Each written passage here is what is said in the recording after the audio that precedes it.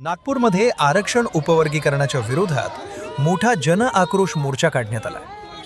दीक्षाभूमी येथून सुरू झालेला हा मोर्चा थेट संविधान चौकापर्यंत काढण्यात आला।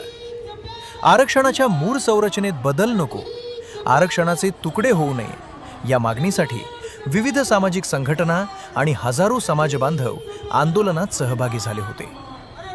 संविधान चौकातून जिल्हाधिकाऱ्यांना निवेदन देऊन आरक्षण वर्गीकरणाचा तीव्र निषेध करण्यात आला।